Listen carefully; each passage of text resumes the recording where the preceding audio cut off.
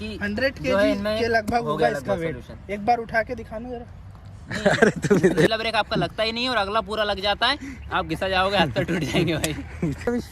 ये जो इसकी सीट होती है भाई, ये देखिए हमारे पास ये SP और ये लीवो वगैरह भी खड़ी हुई है। अगर मैं आपको पास से दिखाऊं, स्मूथ चलती है। बस यहाँ से आवाज करती, तन की आवाज करती यहाँ से।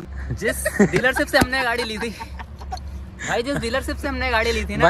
Hello guys, welcome to my channel Faiz drive. Guys आज हमारे सामने खड़ी है प्लेटिना 100cc। वैसे तो 100cc बोलते हैं, 102cc आता है, इसमें 110cc भी आती है। इसका detail long term ownership review हम करने वाले हैं। और ये जो गाड़ी है भाई, सबसे ज़्यादा अगर बजाज की गाड़ी जानी जाती है तो इसलिए जानी जाती है इसके माइलेज की वजह से। तो इसका डिटेल ऑनरशिप रिव्यू करते हैं कि भाई ने इतने साल यूज़ कर लिया तो क्या क्या प्रॉब्लम फेस हुई और क्या पॉजिटिव पॉइंट लगे। और आपको पहले ही बता दूं मैं, ये कार्बोरेटर वाला वर्जन है, फ्यूल इंजेक्शन वाला नहीं है। तो रविश भाई को हम बुलाते हैं, उन्हीं से डिटेल एक्सपीरियंस इसका जानते हैं। आइए रविश। तो रविश, आपका बहुत बहुत स्वागत है मेरे चैनल पे। भाई। और रविश का भी एक यूट्यूब चैनल है, आप जाके सब्सक्राइब करिएगा। आप अपने चैनल का नाम बता दीजिए। जी भाई, मेरे चैनल का जो नाम है वो रविश मालवी है और उसमें मैंने स्टार्टिंग प्लेटिना से ही करी थी। आपको डिफरेंट बाइक्स के रिव्यूज मिलेंगे उसमें और कुछ ड्रैग रेस वगैरह भी मिलेंगे, तो आप चेक कर सकते हैं। तो रविश भाई, कौन सा मॉडल है ये? भाई ये हमने 19 लास्ट में खरीदा था, मतलब दिसंबर 2019 में खरीदा था इस बाइक को।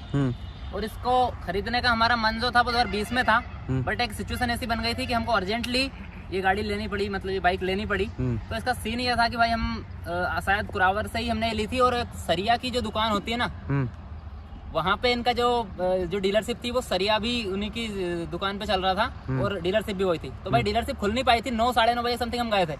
तो भाई हमने सरिया की दुकान पे से इसका बिल बनवा के गाड़ी का सारा सीन करवा लिया था सब कुछ। और बस गाड़ी 10:30 बजे दुकान वो शोरूम खुलना था, तो वहाँ से हमने 10:30 बजे गाड़ी की डिलीवरी ले ली। तो आपने शोरूम से गाड़ी ली है, सेकंड हैंड गाड़ी ली थी? नहीं ली थी, फ्रेश। तो सरिया की दुकान पे बिल कैसे बन गया भाई? जो उसके ओनर जो थे ना, हुआ मैं बताता हूँ कि ये सरिया लेने गया मतलब सरिया लेने गया ये। और सामने वाले इंटरेस्टिंग है भाई।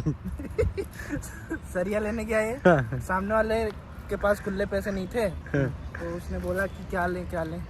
तो बोला कि भाई ये मेरी डीलरशिप है, मेरा शोरूम है, काम करो, पैसे नहीं है, थोड़े बहुत पैसे और लगेंगे, आप प्लेटिना लेके चले जाओ, बिल जो है उसका मैं इसी पे बना देता हूँ। तो ऐसे तो थोड़े बहुत खुले पैसे मतलब क्या 200-300 रुपए? इतने अमीर नहीं है भाई, मामला ये बता रहा हूँ ना मैं आपको।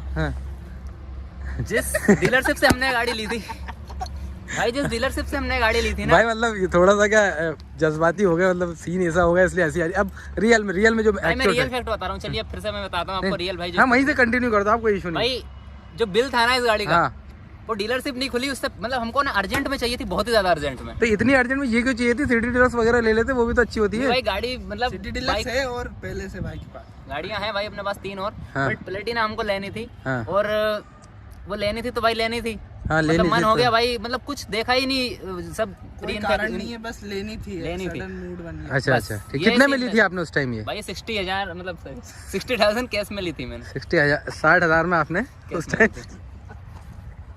ये फिर से पूछ लो आप। हाँ नहीं ठीक, कोई दिक्कत नहीं, कोई थोड़ा बहुत चलता है भाई वीडियोस में। 60,000 में आपने ये ली थी, 4 साल से आप यूज कर रहे हो, मतलब 3 साल तो हो गए आप यूज करते है ना। अब मुझे एक बात सबसे पहले जो हमेशा मैं पूछता हूँ, ये बताओ, आपको जैसे कार्बोरेटर आप यूज कर रहे हो तो आपने फ्यूल इंजेक्शन भी चलाई होगी? चलाई है। क्या लगता है आपको, मतलब बेटर कौन सी है? फ्यूल इंजेक्शन ज्यादा बेटर लगती है, कार्बोरेटर ज्यादा बेटर लगती है? भाई अपने पास तीनों गाड़ी कार्बोरेटर वाली है। फ्यूल इंजेक्शन की मैंने राइड कर रखी है बहुत सारी गाड़ी, बट लॉन्ग टर्म में मैं उसके बारे में कुछ नहीं बता सकता। बाकी जिन के पास नई गाड़ी है उन लोगों को ज्यादा एक्सपीरियंस होगा उसका। जी। अब ज्यादातर लोग इसको माइलेज की वजह से ही लेते हैं। बिल्कुल। तो सबसे पहले अपन बात यही कर लेते हैं कि क्या माइलेज एक्चुअल में आपको इसमें मिल रहा है। भाई अगर बात करें डेटा के ऊपर, तो भाई इसमें 11 लीटर का टैंक है। ये मैंने फुल करवा के इसका माइलेज जो है मैंने खुद टेस्ट किया और उसका वीडियो भी शूट करा। तो भाई उसमें इसने 78 का माइलेज दिया। 78 का माइलेज? 78 का। अब आप देख लो वो कहाँ चली होगी, खेत में, गांव में, यूरिया की सब जगह मिला के 78, खलकी बोरी में, हर जगह चली है। अच्छा, क्या स्पीड रही उस टाइम आपकी?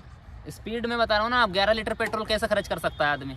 नहीं मतलब वही मैं बता रहा हूँ, जैसे चली है तो कभी 70 पे भी गई है, कभी सेकंड गियर में भी चली, कभी फर्स्ट में भी चली, कभी खेत में भी चलाना पड़ा। तो 78 का माइलेज आपको मिल गया। ये एक जो कंबाइन माइलेज था ना पूरा, एक रियल वाला माइलेज वो 78 था इसका। वैसे अगर मैं इसको लेके हाईवे पे जाता हूँ अगर मेरे को टॉप गियर में चलना है और एक मैक्सिमम स्पीड जो है 70 मतलब सॉरी 60 या 55 या 60 के बीच में चलता हूँ, तो भाई मैं इससे 80 से अब वो भी माइलेज ले सकता हूँ भाई। माइलेज के मामले में तो बहुत बढ़िया है भाई। अब ये बताइए 3 साल में इंजन से रिलेटेड कोई इशू तो फेस नहीं किया आपने? इंजन से रिलेटेड कोई इश्यू नहीं है, आज भी कोई दिक्कत नहीं है।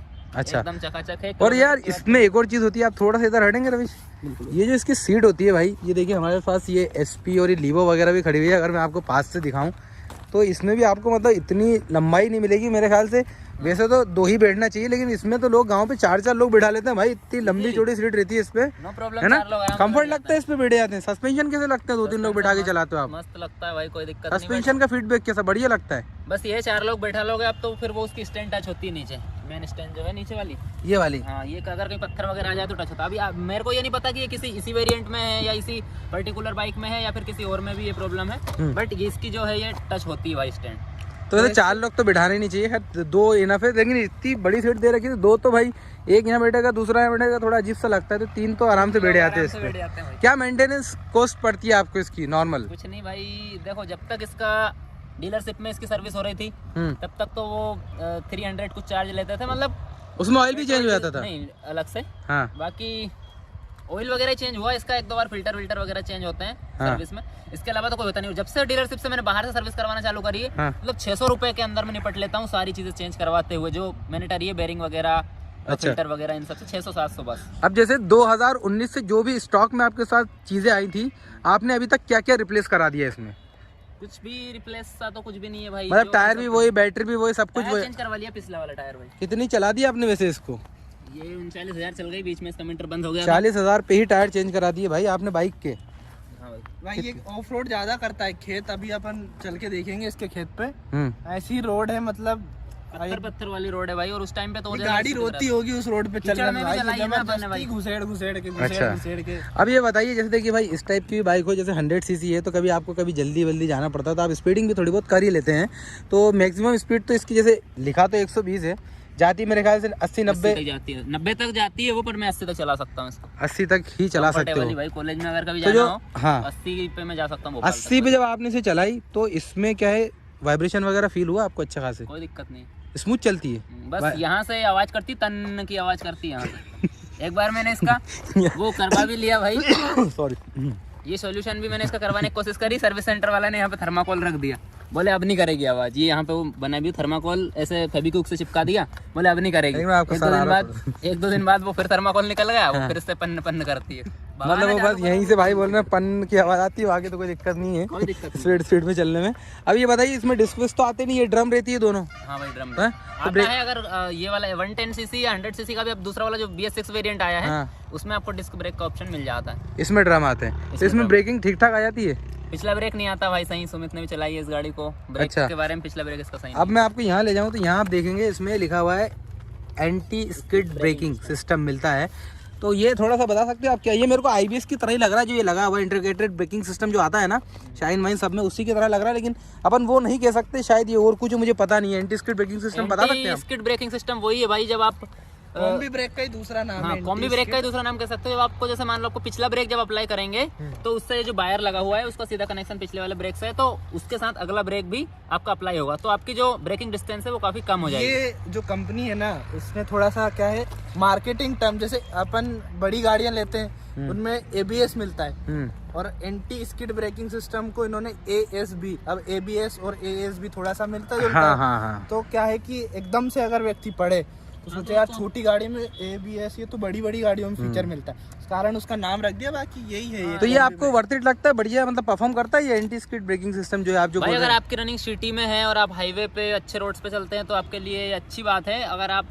गांव या थोड़े नॉर्मल मीडियम शहर में चलते हैं तो भाई ये आपको गिरा भी सकता है, क्योंकि भाई जिस गति से पिछले ब्रेक शू घिसते हैं ना उस गति से अगले ब्रेक शू नहीं घिसते। फिर एक दिन ऐसा आता है जब रोड गीली हो जाती है, उस दिन पिछला ब्रेक आपका लगता ही नहीं और अगला पूरा लग जाता है, आप घिसा जाओगे, हाथ टूट जाएंगे भाई। ये पॉइंट वाली बात कही है भाई ने। मैं एक चीज पूछना चाह रहा था कि जैसे प्लेटिना एक चीज के लिए बदनाम है कि इसका जो वेट वगैरह, स्टेबिलिटी हाई, हाँ वेट बहुत कम होता है इसका। हाँ ये क्वेश्चन अच्छा है। ये मतलब ऐसी फेमस है कि यार इसको ट्रक के साइड में से हेड़ दोगे तो हिल जाएगी पूरी गाड़ी। वो भाई बिल्कुल आपने देखा होगा, वो वाली गाड़ियां थी जिन पे यहाँ पे सिर्फ बजाज लिखा होता था और इधर प्लेटिना लिखा होता था, वो पॉइंट वाली बात है, 2015 से पहले वो वाली गाड़ी चलती थी, 15 के पहले वाले वेरिएंट थे। 15-16 से बाद वाली जो गाड़ियां हैं जिनमें यहाँ पे प्लेटिना आने लगा है, वो गाड़ियां वेट में भी अच्छी हैं और उनकी 100 जो है kg इनमें के लगभग हो होगा गया इसका लगभग वेट। solution। एक बार उठा के दिखाना जरा।